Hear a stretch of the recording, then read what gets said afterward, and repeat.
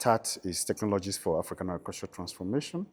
It's a flagship program of the Africa Development Bank's Feed Africa strategy, established in 2018.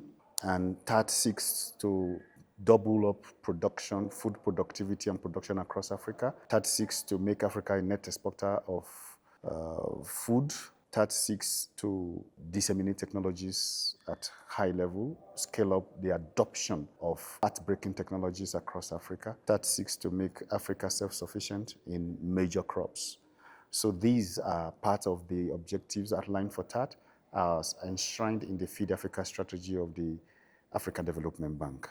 The African Development Bank was worried that Africa was importing much of its products, key commodities were being imported, and the bank feels that Africa has the capacity to feed Africa. The only thing that is lacking is scaling these technologies, scaling these innovations. And so TAAT was established to fill that gap between the researcher and the farmer. And so TAAT came up with the plan to take technologies to scale, and we identified key areas of achieving this objective.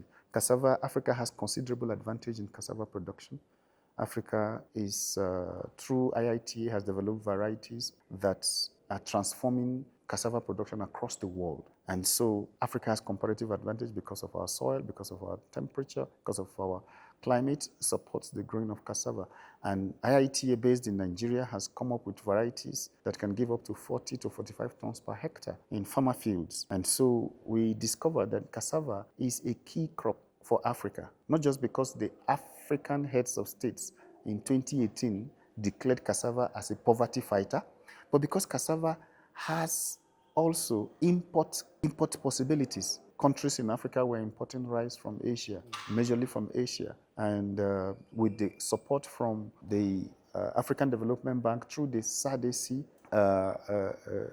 rice varieties that give up to 7 tons per hectare that were developed. And so TAAT decided to disseminate these varieties, open up these varieties for adoption across Africa, not just West Africa. So there are no IP restrictions on these technologies.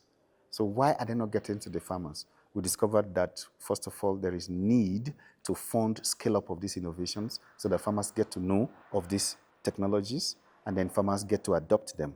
Now, from our experience, we discovered that the governments across Africa have a key role to play in ensuring that these technologies get to the last mile. And one of the ways we have tried to work around the challenges of engaging governments is through our country engagement strategy, whereby we get involved in loan discussions between the African Development Bank and African governments.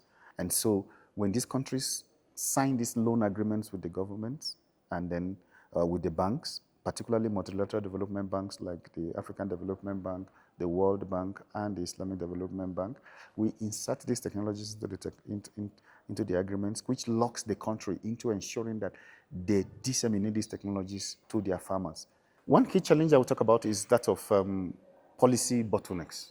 We discovered that in Africa, Africans, human beings, can move freely more than seeds. And so we engaged ECOWAS through the policy compact of TAAT led by AATF.